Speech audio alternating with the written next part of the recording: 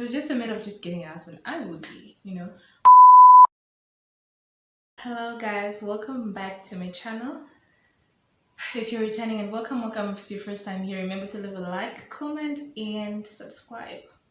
I'm so excited today because I'm going to be talking about a topic that I've always wanted to talk about, which is preparing for marriage. And a little bit of a disclaimer, guys. Last time someone came to me and said she she's a certain lady I know, and she got married last year. So she came to me and was like, shouldn't you wait until you get married for you to start talking about relationships? I was like, why? I've wanted to talk about this forever. Why should I wait until then if I can still say something now? And at some point, I feel like it's something that I didn't apply for, talking about it, because at work sometimes someone just comes to you and they start talking to you. They definitely know that you're not married, but they come and start talking to you about what's happening in their marriages and they need help. And I've managed to talk to 1, 2, 3 people, and it has worked. So why should I wait until whatever time? So I'm sorry if you also think the same. I'm not going to stop talking about relationships.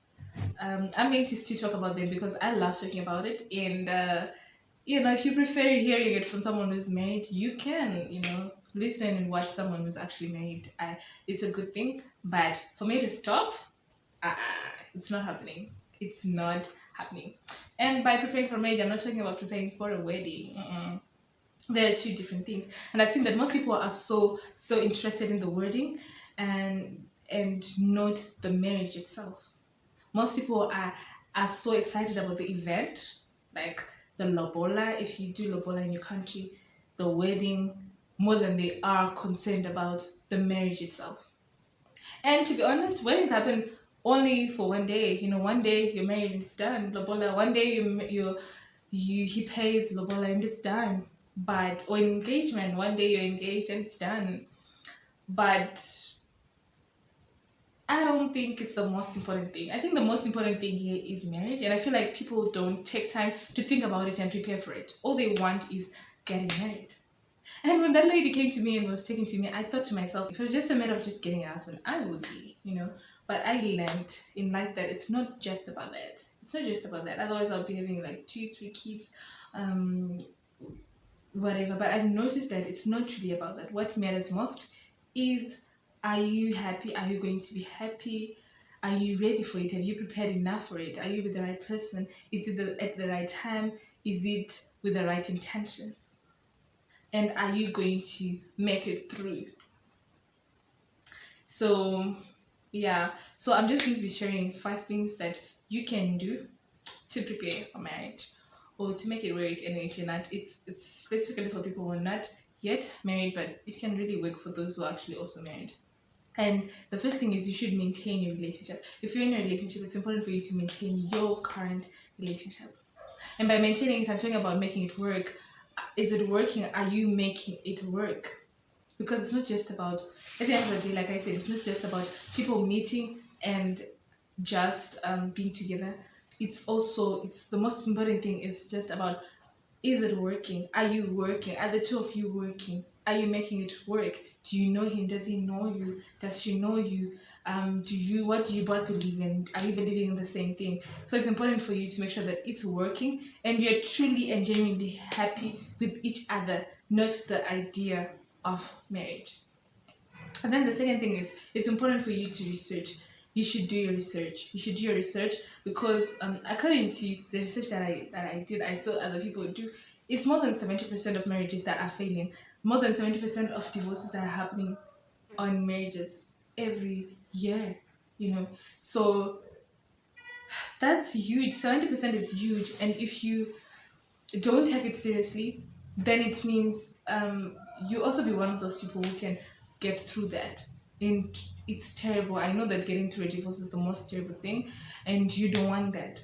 So it's important for you to do your research. What do most people have challenges with? And I've noticed it's infidelity, and it's also issues of finances. People fight a lot on finances. People fight a lot on, the finances and infidelity. Someone cheating on the other, someone doing this, and it's important for you to do your own research and talk about it and see how can you right now find ways to make sure that you are doing the right thing and you are making it work with the person that you are with.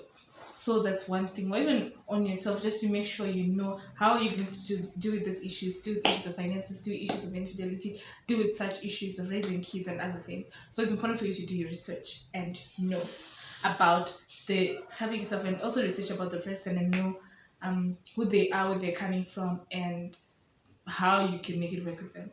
And then thirdly, you should learn to be selfless. And by being selfless, I'm talking about not being selfish. You should learn how not to be selfish. Because I know at this point in time, you're probably staying on your own, you're probably alone, and you've lived all your life being selfish and doing your own thing.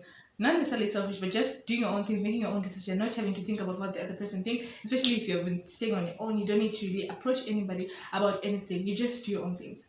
And now you have your wife who's really concerned about you finished work at 7, now it's already 9, where are you, what's going on? You might feel like, no, I'm now being pressured. So it's important for you to learn how not to be selfish and make sure that you're attending, you're thinking about we and not me. You're thinking about we, what is good for you and the other person, and not only you. And what you can do right now is also putting other people's needs first, thinking about other people as well, and doing what is good for you and the people that are around you, not just what is okay for you. So it's important for you to know how to be selfless. And then number 4 is you should learn to be responsible. And by being responsible, I'm talking about whether you're a man or a woman, it's important for you to learn how to be responsible. And you can learn to do that by working, by working and doing a business or working at a certain company, just learning certain things and just being able to provide. So it's important for you to be responsible for yourself, responsible for other people, another person as well, responsible for the environment. So it's important for you to know to learn responsibility. And some people do that by moving out and staying on their own. Some people do that by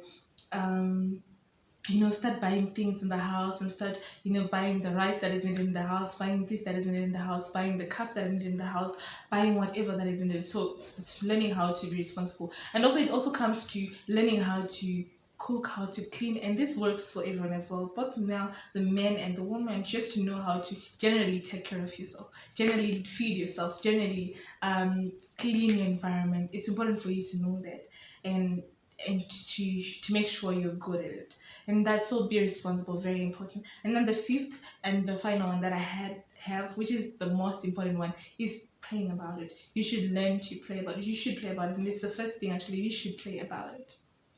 And by that, I'm saying take your time, give yourself time to pray. Give yourself time, take time, some time to pray about it, really pray on it. And I've noticed that most people are so much in love to the point where they don't even think about whether it's the right step that I'm taking. So you need to pray about it. When you pray about it, you'll be led into the right direction and you will do the right thing. You won't go wrong with prayer, guys. So it's important for you to pray about it before you prepare, because you should be in mind. And I don't talk about divorce because I think I just want to scare people away from marriage. I talk about it because I know it is happening right now. Most people are struggling. Most people are divorcing. Most people, it's not working.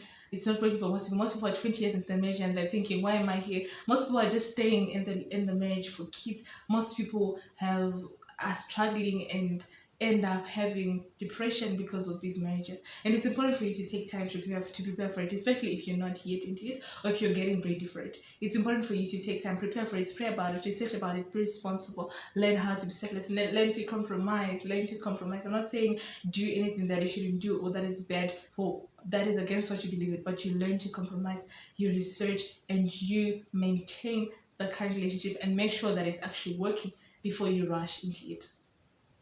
So guys, it's not just about getting married. It's not just about being with a person. It's not just about the wedding. It's not about the event. It's about the lifetime that you spend with someone. And if you don't take time to work on it, you will struggle. You will struggle, and it's not a good thing. So it's important for you to prepare yourself.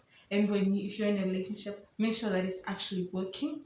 Talk about it. Find out how you do with certain things. Do with certain things before a time comes. And just to add on it is, I've seen it, it's important for you to go for marriage counseling or marriage coaching. Just go and see someone who can help you, can teach you on marriage, and just learn on it, how you can be a good husband, how you can be a good wife, how you can do this properly, how you can be happy, how you can actually be happy.